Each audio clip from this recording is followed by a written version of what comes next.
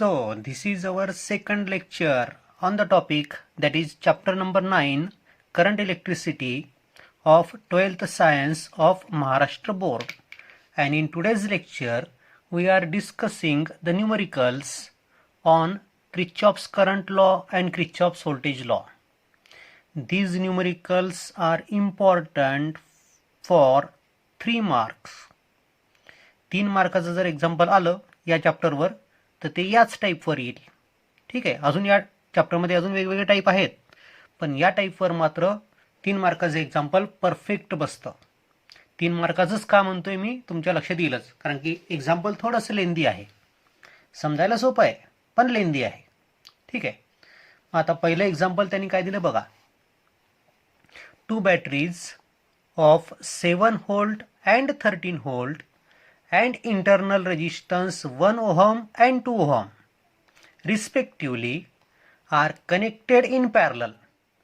म्हणजे एक 7 व्होल्टची बॅटरी आहे, एक 13 व्होल्टची बॅटरी आहे, दोघांना पॅरलल मध्ये कनेक्ट केलेलं आहे. 7 व्होल्टची जी बॅटरी आहे तिचं इंटरनल रेजिस्टन्स 1 ओहम आहे आणि 13 व्होल्टची जी बॅटरी आहे तिचं इंटरनल रेजिस्टन्स 2 ओहम आहे. बघा, 7 व्होल्टची बॅटरी तिचे इंटरनल रेजिस्टन्स 1 ओहम, 13 व्होल्टची बॅटरी तिचे इंटरनल रेजिस्टन्स 2 ओहम, दोघांना पॅरलल मध्ये कनेक्ट केलेलं आहे. Are connected in parallel with a resistance of 12 ohm. या दोन्ही बॅटरी पॅरलल मध्ये कनेक्ट केल्या आहे एका 12 ओहमच्या रेजिस्टन्स सोबत. Okay. Find the current through each branch of the circuit. तर प्रत्येक ब्रांचमधनं जाणारा करंट तुम्हाला शोधायचा आहे. And the potential difference across 12 ohm resistance. या 12 ओहमच्या अक्रॉस किती व्होल्टेज असेल ते पोटेन्शियल डिफरन्स म्हणजेच व्होल्टेज आपल्याला शोधायचं आहे. मग एखाद्या रेजिस्टन्सच्या अक्रॉसचा व्होल्टेज कसं शोधतो आपण, तर त्याच्यामधनं जाणारा करंट इंटू त्याचा रेजिस्टन्स. मग आता इथे लक्ष ठेवा, ही जी पहिली बॅटरी आहे की जिचं व्होल्टेज 7 व्होल्ट आहे, समजा ही बॅटरी या सर्किटला करंट सप्लाय करते I1. सेकंड बॅटरी जी आहे किंवा सेकंड सेल जो आपल्याला दिलेला आहे की ज्याचे EMF 13 व्होल्ट आहे, तो समजा या सर्किटला करंट सप्लाय करतो I2. बघा, इकडनं करंट आला I1, इकडनं करंट आला I2, तर इथनं जाणारा करंट किती असेल, तो असेल I1 प्लस I2. ठीक आहे. मग हा I1 प्लस I2 एवढा करंट या 12 ओहमच्या रेजिस्टन्समधनं जाईल.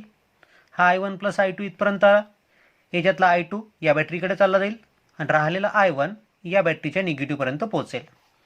जेवढा करंट बॅटरीनी पाठवलेला असतो तेवढाच करंट त्या बॅटरीपर्यंत वापस आला पाहिजे, हे लक्षात ठेवा. डायग्राम तुम्हाला काढायची, ही डायग्राम तुम्हाला पुस्तकात काढून दिलेली नाही, तुम्हाला डायग्राम काढायची आहे आणि डायग्राम काढून मग नंतर तुम्हाला एक्झाम्पल सॉल्व्ह करायचं आहे. बघा आता डायग्राम कशी तयार करायची. काय म्हटलं त्यांनी, 2 batteries of 7 volt and 13 volt and internal resistance 1 ohm and 2 ohm respectively are connected in parallel. मग 2 बॅटरी दाखवल्या, एक 7 व्होल्टची 13 व्होल्टची, दोन्ही पॅरलल मध्ये दाखवल्या, दोघांचं इंटरनल रेजिस्टन्स दाखवलं. एकाचं इंटरनल रेजिस्टन्स 1 आहे, दुसऱ्याचं 2 ओम आहे, पॅरलल मध्ये जोडलेत. And they are connected in parallel with a resistance of 12 ohm. हे पॅरलल कॉम्बिनेशन आपण 12 ओमला पॅरलल मध्ये अजून दाखवलं.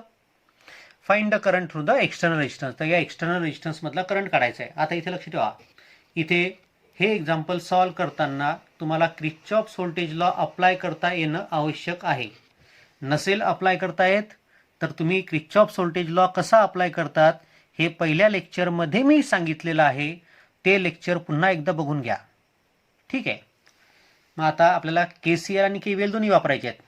मग या जंक्शन Cला KCL म्हणजे किर्चॉफ्स करंट लॉ जंक्शनलाच लावतात. So if you apply KCL to the junction C, तर I1 हा करंट येऊन राहिला, I2 हा करंट येतोय आणि I हा करंट चालला दूर. येणारा करंट इज इक्वल टू जाणारा करंट. येणारा करंट किती आहे, I1 प्लस I2, आणि जाणारा करंट किती I. So that's why I1 plus I2 is equal to I, and this current I is flowing through this 12 ohm resistance which we have to find. ठीक आहे.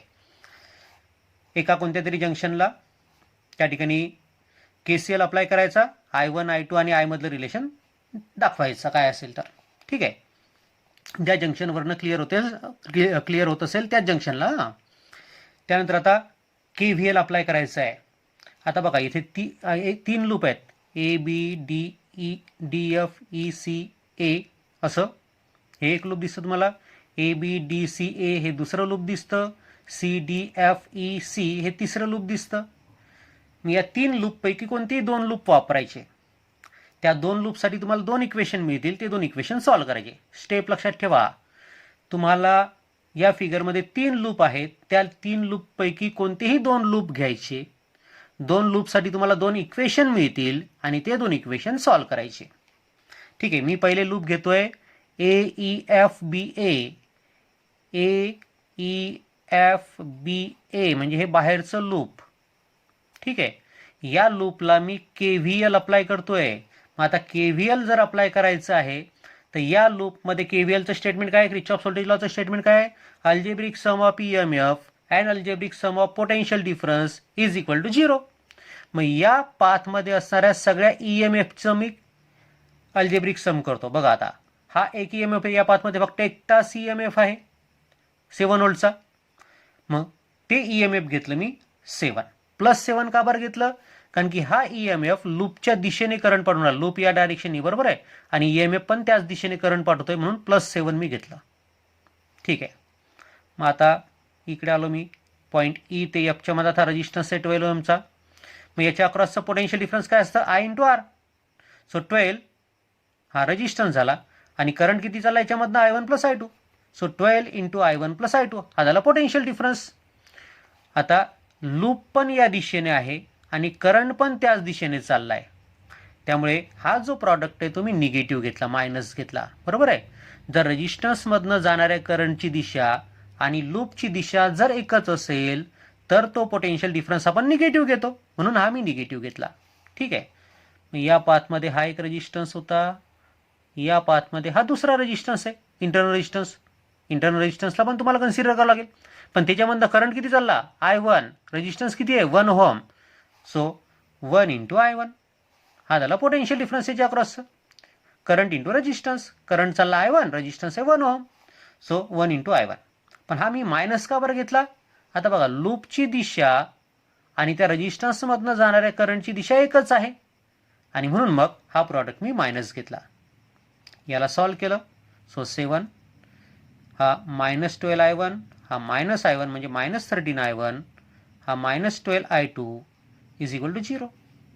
So -13 I1 -12 I2 हा 7 इकडे आणला म्हणजे -7. याला इक्वेशन नंबर 1 म्हटलं आपण. ठीक आहे, हे मिळालं आपल्याला KVL नुसार. पहिल्या लूपला आपण KVL लावला बाहेरच्या लूपला, तर असं इक्वेशन मिळालं. हे सगळी मायनस साईन तुम्ही काढून टाकू शकता, मी ठेवली तिथे त्याला. ठीक आहे, त्याला इक्वेशन नंबर 1 म्हटलं. मी तुम्हाला काय म्हटलं तर तीन लूप, त्या तीन लूपपैकी कोणत्याही दोन लूपला KVL अप्लाय करायचा. आता applying KVL to the loop CEFDC. CEFDC लूपची डायरेक्शन बघा, CEFDC म्हणजे या डायरेक्शन लूप आहे. ठीक आहे, आणि इथे KVL मी अप्लाय करतोय. मग KVL अप्लाय करतो म्हणजे algebraic sum of EMF and algebraic sum of potential difference must be 0. मग या पाथमध्ये असणाऱ्या सगळ्या EMFची अल्जेब्रिक सम मी करतो. या पाथमध्ये म्हणजे या लूपच्या पाथमध्ये फक्त हा एकटा EMF आहे 13 व्होल्टचा, म्हणून मी घेतलं 13. +13 का बरं घेतलं, कारण की ज्या डायरेक्शननी लूप आहे, ज्या डायरेक्शननी लूप आपण घेतलंय त्याच डायरेक्शननी हा EMF करंट पाठवतोय. सो +13. ठीक आहे, मग C ते E च्या मधात कोणताच रेजिस्टन्स नाही, म्हणजे पोटेन्शियल डिफरन्स मिळणार नाही.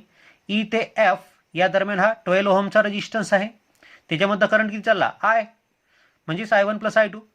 मग पोटेन्शियल डिफरन्स किती होईल, I इन या दोघांचा product. So potential difference is I1 + I2 × 12. हे मी मायनस का बरं घेतलं, हां आलं तुमच्या लक्षात. लूपची दिशा ही आहे आणि त्या रेजिस्टन्समधनं जाणाऱ्या करंटची दिशा पण लूपची दिशा आहे, दोघांची डायरेक्शन सेम आहे आणि म्हणून मग तो जो पोटेन्शियल डिफरन्स असतो तो निगेटिव्ह घ्यायचा असतो. So that's why this is negative. So minus of I1 + I2 × 12. ठीक आहे, हा दुसरा रेजिस्टन्स आला. आता या पाथमध्ये हा रेजिस्टन्स पण आहे 2 ओहमचा, की ज्याच्यामधनं करंट किती चालला, I2 चालला. So 2 × I2, current into resistance 2 × I2. Minus sign का बरं, कारण की या रेजिस्टन्समधनं जाणाऱ्या करंटची डायरेक्शन आणि लूपची डायरेक्शन एकच आहे. So that's why -2 × I2 is equal to 0. त्याला सिम्प्लिफाय केलं सो 13, सो -12i1 आणि हा -2i2 आणि हा -12i2 म्हणजेच -14i2 is equal to 0. So -12i1 -14i2 is equal to -13. याला इक्वेशन नंबर 2 मी म्हटलं. ठीक आहे. आता माझं हे दोन इक्वेशन आले. या दोन इक्वेशनवरनं आपल्याला i1 आणि i2च्या व्हॅल्यूज काढता येतात. ठीक आहे. म्हणून मी तुम्हाला म्हटलं होतं की ते जे तुम्हाला सर्किट डायग्राम दिलेली असेल किंवा तुम्हाला तयार करायची असेल त्या सर्किट डायग्राममध्ये तुम्हाला 3 लूप मिळतात. त्या 3 लूपपैकी कोणत्याही 2 लूपला KVL अप्लाय करायचा, 2 इक्वेशन तुम्हाला मिळतील आणि ते 2 इक्वेशन सॉल्व्ह करायचे, तुम्हाला त्या करंटच्या व्हॅल्यूज मिळतील. ठीक आहे. आता हे जे 2 इक्वेशन 1 आणि इक्वेशन 2 आणि इक्वेशन 2 हे मी सॉल्व्ह करतो. 1 - 2 केलं मी. हा इक्वेशन 1 मधनं हा इक्वेशन 2 सबट्रॅक्ट केला. So -13i1 -12i2 is equal to -7 minus of -12i1 -14i2 is equal to -13. या दोघांचं सबट्रॅक्शन मी केलं. मला मिळतं -13i1 प्लस 12i1 झालं ना. हे मायनसचा प्लस होईल मायनस केल्यामुळे. So it is -i1. So -12i2 plus 14i2 म्हणजे प्लस 2i2 -7 प्लस 13 म्हणजे +6. सो आपल्याला मिळतं i1 is equal to twice i2 -6 आहे बरोबर. i1 ची व्हॅल्यू मला मिळाली ट्वाईस i2 -6 की जी व्हॅल्यू इक्वेशन 2 मध्ये मी टाकतो. i1 ची व्हॅल्यू म्हणजे इथे i1 ची व्हॅल्यू मला टाकायची आहे ट्वाईस i2 -6. ट्वाईस i2 -6 मला टाकायची आहे. बघा बरोबर टाकली का? तर इथे i1 च्या ऐवजी ट्वाईस i2 -6 ट्वाईस i2 -6 बघा -12 i1 च्या ऐवजी twice i2 -6 -14i2 is equal to -13 याला सॉल्व केलं. So it is -24i2. So -12 into -6 so it is +72 -14i2 is equal to -13. हा 72 हा 13 इकडे आला. 72 + 13 इज इक्वल टू हा -24i2 + 14i2 सॉरी -14i2 किती होतं ते बिकम्स -38i2. इकडे ट्रान्सफर केले +38i2 झाले ते. Okay. So 85 is equal to 38i2 म्हणजेच i2 ची व्हॅल्यू मिळते आपल्याला 85/38 एम्पियर म्हणजेच 2.237 एम्पियर. हा मिळाला आपल्याला i2 हा करंट किती असेल तर 2.237 एम्पियर एवढा करंट आहे. ठीक आहे. आपण हे रिलेशन बघितलं होतं i1 is equal to twice i2 -6. त्या i2 ची व्हॅल्यू टाकली 2.237. So 2 × 2.237 -6 means 4.474 -6 it becomes -1.526. i1 हा मायनस आला याचा अर्थ जी आपण i1 ची डायरेक्शन कन्सिडर केली आहे ती उलटी कन्सिडर केली आपल्या फिगरमध्ये. हा बघा आता इथे लक्ष ठेवा. i1 जर तुम्हाला मायनस मिळाला तर याचा अर्थ हा करंट या दिशेने चाललाय. आपण या दिशेने दाखवलाय. ऍक्च्युअल सर्किटमध्ये करंट या डायरेक्शनने फ्लो होईल. ठीक आहे. So we get i1 -1.526. Now the current through the external resistance किती आहे? एक्सटर्नल रेजिस्टन्स मधनं जाणारा करंट i1 + i2 एवढा आहे. मग i1 आहे 2.237 आणि i2 किती आहे -1.526. दोघांचं ॲडिशन केलं आपण. ॲडिशन म्हणजे आपलं सबट्रॅक्शनच करावं लागेल कारण की एक करंट पॉझिटिव्ह एक करंट निगेटिव्ह आहे. So it is found to be 0.711 ampere. एवढा करंट त्या एक्सटर्नल रेजिस्टन्समधनं चालला. मग त्या रेजिस्टन्सच्या अक्रॉसचा व्होल्टेज किती असेल? The potential difference across 12 ohm resistance is V is equal to I × R. I किती आहे 0.711 आणि तो रेजिस्टन्स किती आहे 12 ओमचा. So 12 × 0.711 it is found to be 8.53 volt. ठीक आहे. बघा एक्झाम्पलची लेंथ थोडीशी जास्त आहे पण सोपं आहे. प्रोसिजर काय आहे एक्झाम्पलची? त्या 3 लूपपैकी कोणतेही 2 लूप घ्यायचे. त्या 2 लूपला KVL लावायचा. 2 इक्वेशन तुम्हाला मिळतील. ते दोन्ही इक्वेशन सॉल्व्ह करायचे. दोन्ही इक्वेशन सॉल्व्ह केली की तुम्हाला ते i1 आणि i2 करंट मिळतात. मग तुम्हाला काय विचारलं नेमकं? i1 विचारला की i2 विचारला की i1 + i2 विचारला की पोटेन्शियल डिफरन्स विचारलं? त्या व्हॅल्यू पुटअप करायचे सोडवायच्या. हे होतं पहिलं एक्झाम्पल. हे तुम्हाला पुस्तकामध्ये सॉल्व्ह करून दिलंय. हे एक्झाम्पल सॉल्व्ड आहे पुस्तकामध्ये. Okay. Second example which is again given solved in the textbook. आता मी थोडासा स्पीड वाढवतोय हां. पहिलं एक्झाम्पल मी तुम्हाला एकदम स्लोली समजून सांगितलं व्यवस्थित. आता मी मात्र थोडंसं फास्ट घेतोय.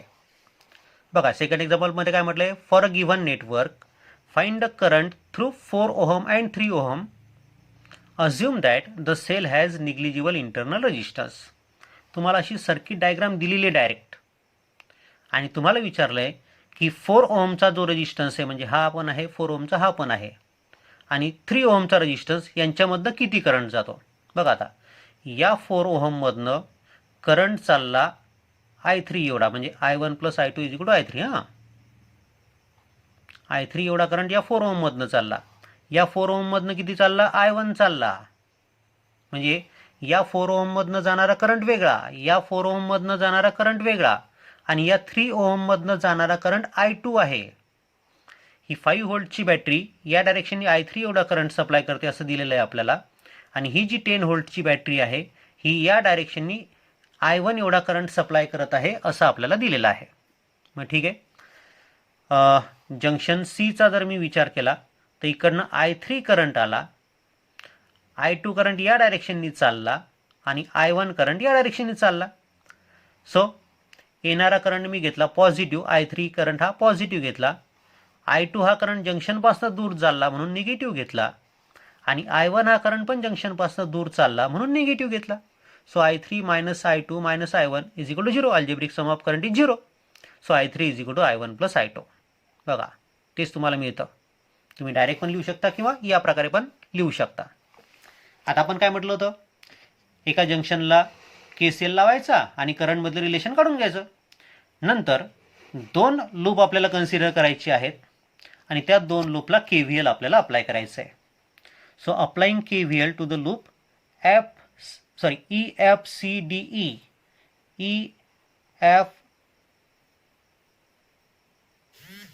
EFDCE करा EFDCE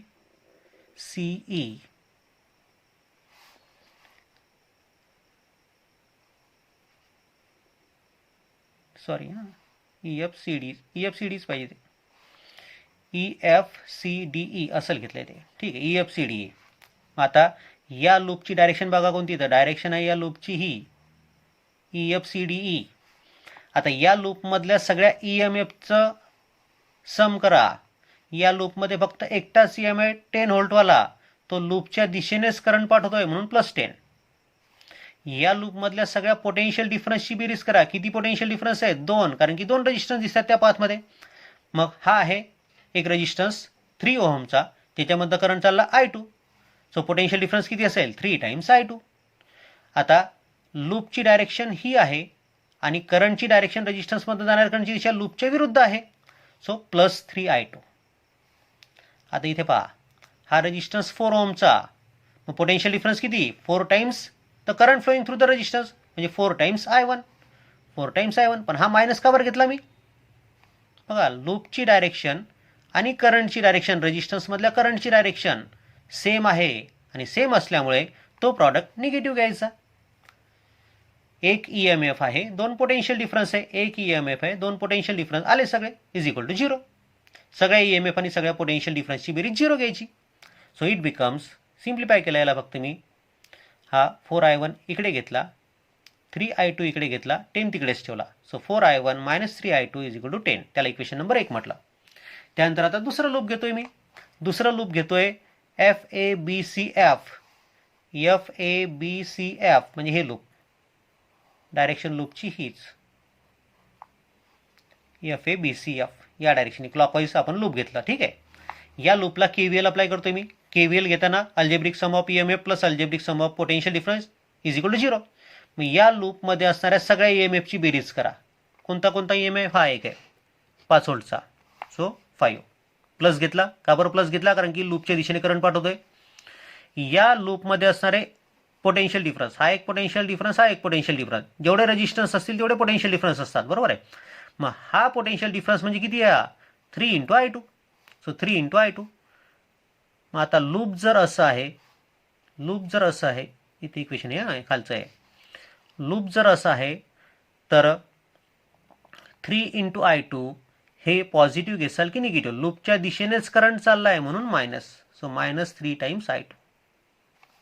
त्यानंतर दुसरा पोटेन्शियल डिफरन्स, याच्यामधनं करंट चालला I3 आणि रेजिस्टन्स आहे 4, पोटेन्शियल डिफरन्स किती असेल 4 into I3, so potential difference is 4 into I3, 4I3. बघा आता करंटची दिशा आणि लूपची दिशा एकच आहे, त्यामुळे हा पोटेन्शियल डिफरन्स पण निगेटिव्हच घ्यायचा. So it becomes 5 - 3I2 - 4I3 is equal to 0. म्हणजे आपल्याला त्याला लिहिता येतं सिम्प्लिफाय करून. So 3I2 plus 3I2 plus 4I3 is equal to 5. याला इक्वेशन नंबर 2 म्हटलं. आता दोन इक्वेशन तुम्हाला मिळाले आणि दोन इक्वेशन तुम्हाला सॉल्व्ह करता येतात. मग सॉल्व्ह करण्यासाठी काय केलं बघा. फ्रॉम 1 and 2, 1 आणि 2 वरनं तुम्हाला काय मिळवता येतं बघा.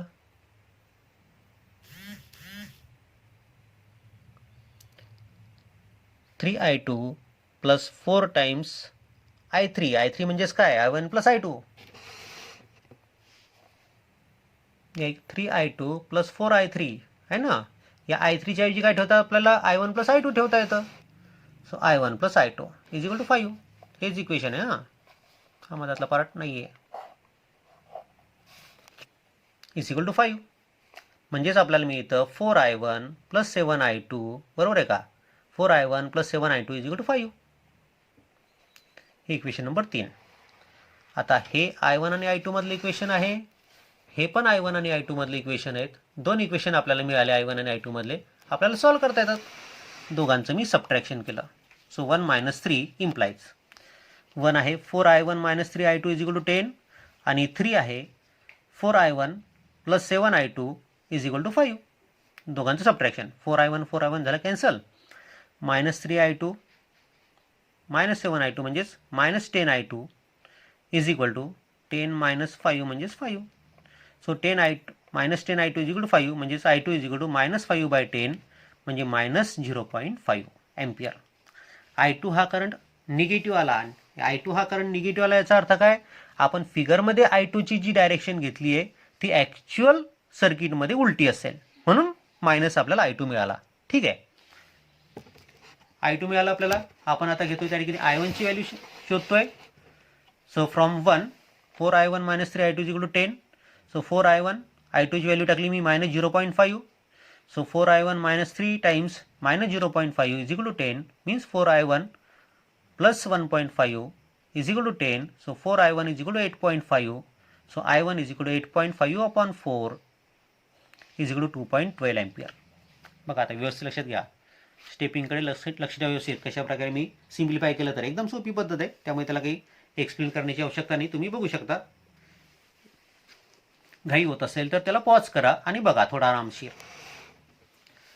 So the current through 4 ohm is I3 is equal to, आता एक्सटर्नल रेजिस्टन्समध्ये जाणारा करंट किती आहे, तर तो आहे एका 4 ओहम मधनं जाणारा करंट I3 एवढा आहे, तर तो आहे I1 प्लस I2 म्हणजे 1.62 एम्पियर. एका 3 ओहम मधनं I2 चालला, तर त्या 3 ओहम मधला करंट I2 आपण शोधलेलाच आहे.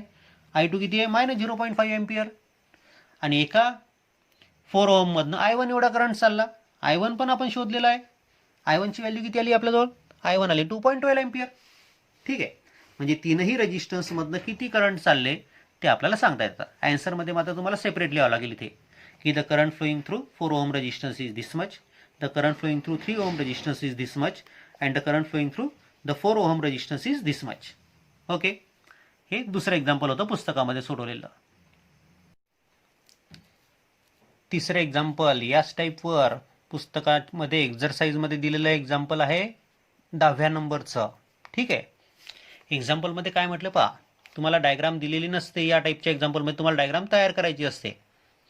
अ battery of EMF 4 volt and internal resistance 1 ohm is connected in parallel with another battery of EMF 1 volt and internal resistance 1 ohm. एक 4 व्होल्टची बॅटरी आहे की जिचे इंटरनल रेजिस्टन्स 1 ओहम आहे. दुसरी 1 व्होल्टची बॅटरी आहे की जिचं पण इंटरनल रेजिस्टन्स 1 ओहम आहे. हे पॅरललमध्ये जोडले आहेत. कशा जोडल्या आहेत, with their like poles connected together, म्हणजे दोघांचे पॉझिटिव्ह एकत्र, दोघांचे निगेटिव्ह एकत्र, अशा या दोन्ही बॅटरी पॅरलमध्ये जोडल्या आहेत. The combination is used to send current through an external resistance of 2 ohm. आता हे जे पॅरलल कॉम्बिनेशन आपण या बॅटरींचं केलेलं आहे, यांचा वापर आपण करतोय एका 2 ओहमच्या रेजिस्टन्समधनं करंट पाठवण्यासाठी. हा 2 ओहमचा रेजिस्टन्स, या दोन्ही पॅरलल बॅटरी ज्या आपण पॅरललमध्ये जोडल्या होत्या त्याला पॅरललमध्ये हा 2 ओहमचा रेजिस्टन्स दाखवला. Calculate the current through the external resistance. तर या 2 ओहममधनं जाणारा करंट किती असेल तो आपल्याला शोधायचा आहे. मग ठीक आहे, पहिली जी बॅटरी आहे 4 व्होल्टची ती समजा I1 एवढा करंट पाठवत आहे. दुसरी जी बॅटरी 1 व्होल्टची आहे ती समजा I2 एवढा करंट पाठवत आहे.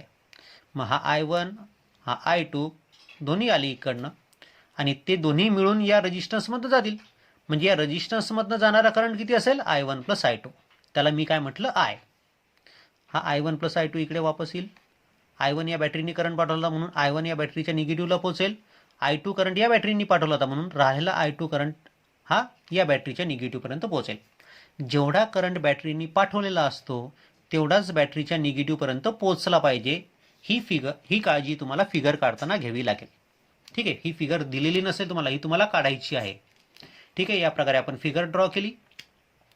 मग आता या ठिकाणी या जंक्शन Fचा विचार करा. इकडनं करंट आला I1, हा इकडनं करंट आला I2, जंक्शनकडे येणारे करंट आहे I1 प्लस I2 आणि जंक्शनपासून दूर जाणारा करंट किती I. मग येणारे करंट इज इक्वल टू जाणारे current. So I is equal to I1 plus I2. असं त्या I1, I2 आणि I मधलं रिलेशन आपल्याला मिळतं. तुम्ही याला I पण म्हणू शकता किंवा I3 पण तुम्हाला नाव देता येतं. ठीक आहे, मी I नाव दिलेलं त्याला. मग आता मी काय म्हटलं तुम्हाला, कोणत्या तरी एका जंक्शनला निवडायचं, तिथे I1, I2 आणि I किंवा I1, I2 आणि I3 मधलं रिलेशन तयार करायचं. ते तयार केलं. नंतर मी काय म्हटलं होतं, जे 3 लूप तुम्हाला दिसत आहेत वेगवेगळे त्या सर्किटमध्ये, त्या 3 लूपपैकी कोणत्याही 2 लूपला KVL लावायचा. तुम्हाला 2 इक्वेशन मिळतील आणि ते 2 इक्वेशन सॉल्व्ह करायचे. हीच मेथड आहे. ठीक आहे, मग पहिली step, applying KVL to the loop ABCFA.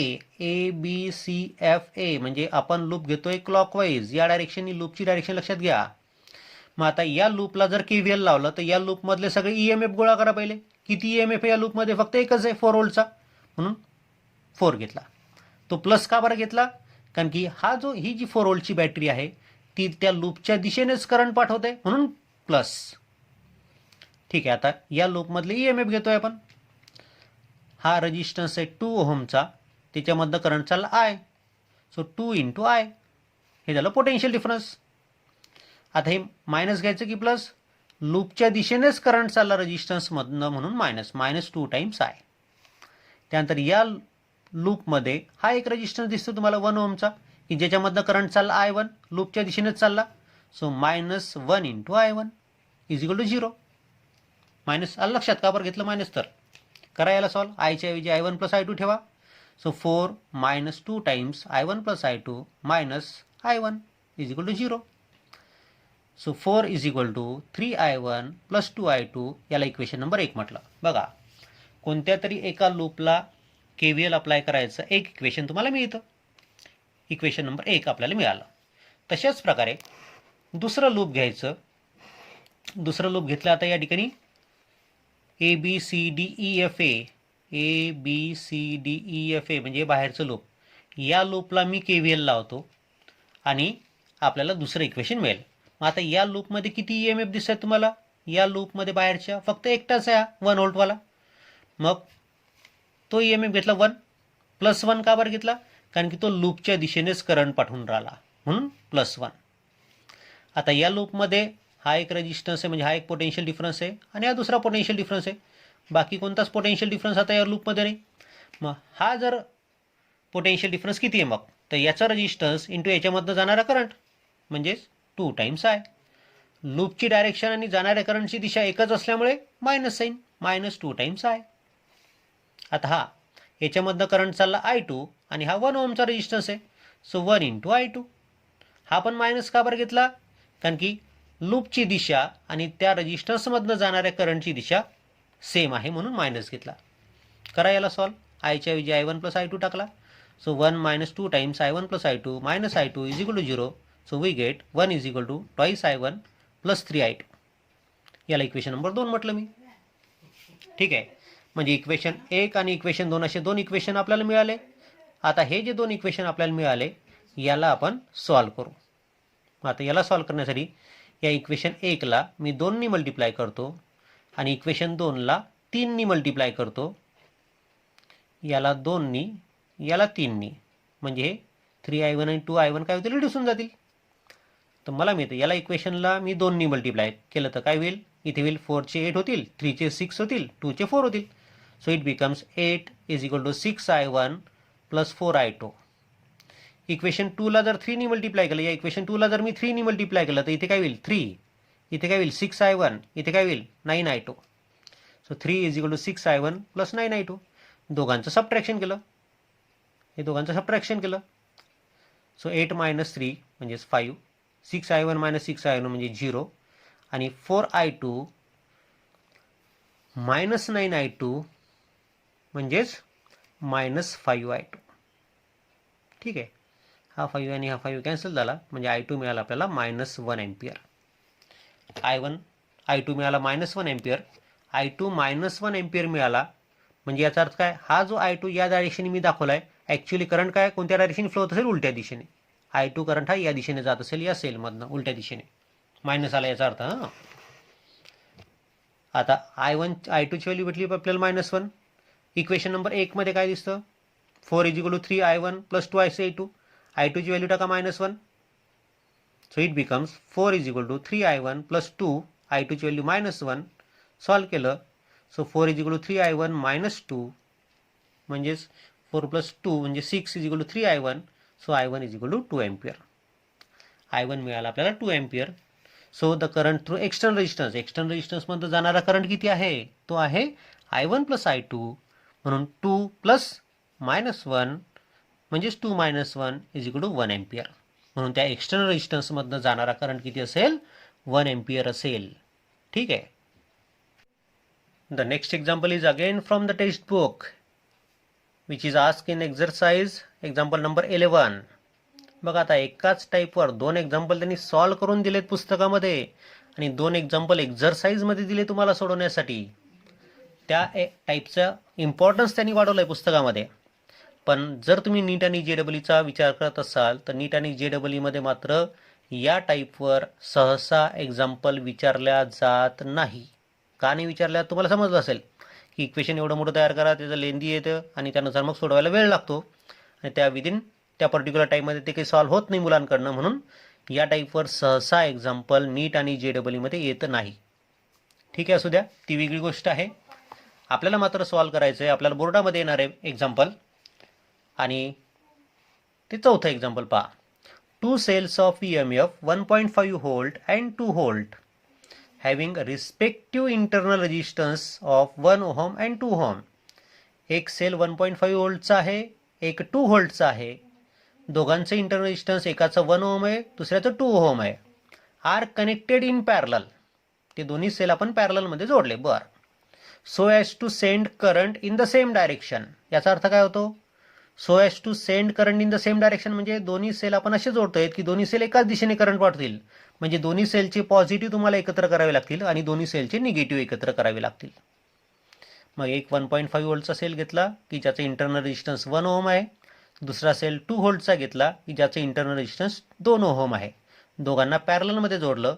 पॅरललमध्ये कसं जोडायचं, दोघांनी एकाच दिशेने करंट पाठवला या प्रकारे. यांनी करंट पाठवला I1, यांनी करंट पाठवला I2 या प्रकारे. So as to send current in the same direction through the external resistance of 5 ohm. तर दोन्ही सेल या एक्सटर्नल रेजिस्टन्समधनं एकाच दिशेने करंट पाठवतील असे ते दोन्ही सेल आपल्याला कनेक्ट करायचे आहेत. एक्सटर्नल रेजिस्टन्स आपल्याला दिलेला आहे 5 ओहमचा. Find the current through the external resistance. तर या एक्सटर्नल रेजिस्टन्समधला करंट आपल्याला शोधायचा आहे, म्हणजे आपल्याला I शोधायचा आहे, म्हणजेच I1 प्लस I2 शोधायचा आहे. मी तुम्हाला प्रोसिजर काय म्हटलेली आहे, एका कोणत्या तरी जंक्शनला KCL लावायचा आणि I1, I2 आणि I3 मधलं रिलेशन काढून घ्यायचं. इथे काय आहे, I1 plus I2 is equal to I. बरोबर आहे. ठीक आहे. त्यानंतर त्या 3 लूपपैकी कोणतेही 2 लूप घ्यायचे आणि त्यांना KVL अप्लाय करायचा. ठीक आहे. मग मी KVL अप्लाय केला टू द लूप FCDEF. तुम्ही एक तर लूप क्लॉकवाईज घ्या दोन्ही लूप, किंवा दोन्ही लूप अँटी क्लॉकवाईज घ्या. हां, ते मात्र लक्षात ठेवायचं. जर हे खालचं लूप क्लॉकवाईज घेतलं तर वरचं पण क्लॉकवाईज घ्यायचं, खालचं जर अँटी क्लॉकवाईज घेतलं तर वरचं पण अँटी क्लॉकवाईज घ्यायचं. ठीक आहे. Apply KVL to the loop FCDEF. या लूपला FCDEF या लूपला KVL लावतोय. मग करा सगळी EMF गोळा. 2 व्होल्ट. बघा लूप या दिशेने आहे आणि EMF कोणत्या दिशेने करंट पाठवतोय? लूपच्या विरुद्ध दिशेने, म्हणून तो EMF मायनस. सो -2. लूप आपण घेतलं या दिशेने, या रेजिस्टन्स मधनं जाणारा करंट त्याच्या उलट दिशेने आहे, त्यामुळे हा पोटेन्शियल डिफरन्स पॉझिटिव्ह येईल. So 2 into I2 positive. त्यानंतर हा करंट चालला या डायरेक्शननी, लूप आहे अपोजिट डायरेक्शननी, रेजिस्टन्स आहे 5 ओहमचा, जाणारा करंट आहे I एवढा. सो I इंटू 5 प्लस, कारण की लूपच्या विरुद्ध दिशेने त्याच्यामधनं करंट चालला म्हणून प्लस 5I. इथे पण या रेजिस्टन्समधनं पण जाणाऱ्या करंटची दिशा आणि लूपची दिशा अपोजिट आहे, म्हणून इथे पण प्लस आला पोटेन्शियल डिफरन्स. It is 0. आयच्या ऐवजी I1 प्लस I2 टाकला. So -2 plus 5 times I1 plus I2 plus 2I2 is equal to 0. So 5I1 plus 7I2 is equal to 2. त्याला इक्वेशन नंबर 1 म्हणू आपण. बरोबर आहे का बघा सगळ्यांनी? ठीक आहे. एका लूपला आपण KVL लावलं, एक इक्वेशन आपल्याला मिळालं. आता दुसऱ्या लूपला KVL लावा, इक्वेशन मिळवा. दुसरं लूप घेतलं मी ABCDEFA. म्हणजे बाहेरचं लूप. मग बाहेरच्या लूपमधले किती EMF आहेत बाहेरच्या लूपमध्ये? फक्त हा एकटा आहे, 1.5 व्होल्ट.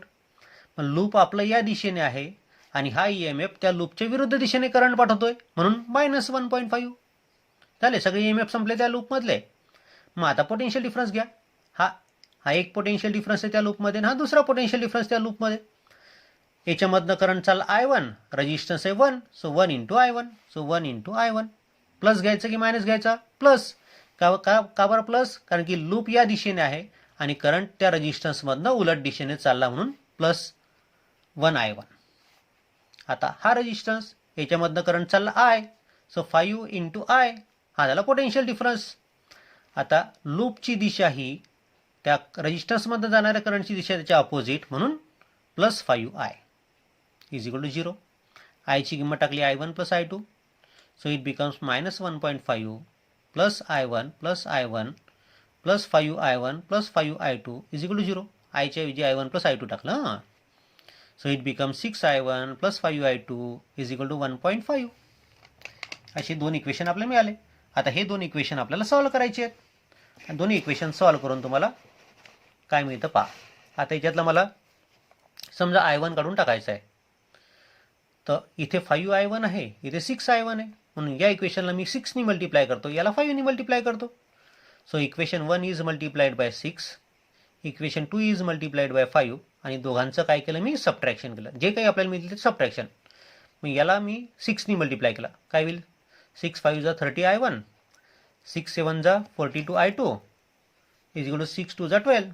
बघा 30I1 plus 42I2 is equal to 12. याला मला 5 नी मल्टिप्लाय करायचं. सो 5 6 जा 30I1, 5 5 जा 25I2 प्लस 5 इंटू 1.5 म्हणजे 7.5.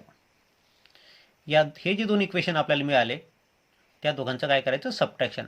Subtract this equation from this equation. दोघांचं सबट्रॅक्शन केलं, आपल्याला मिळालं 17I2 इज इक्वल टू 4.5.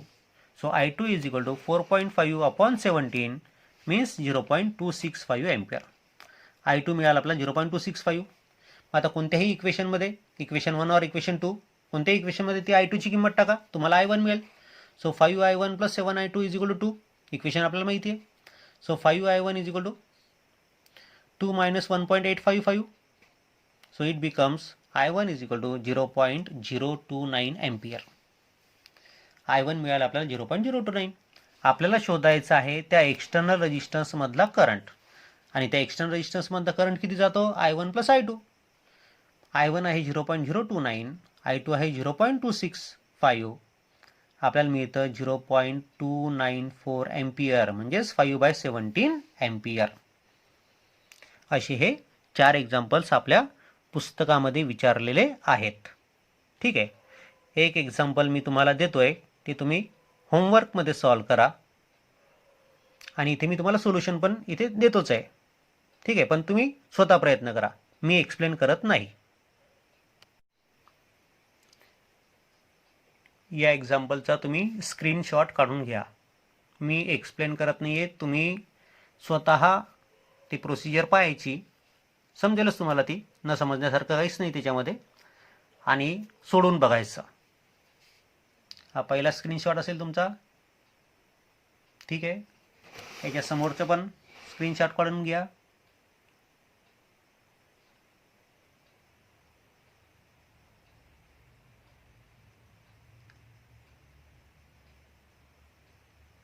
झालाय स्क्रीनशॉट काढून.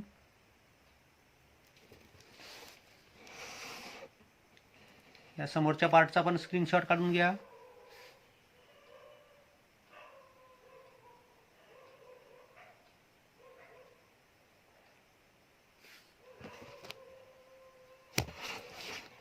आणि या पार्टचा पण स्क्रीनशॉट काढून घ्या.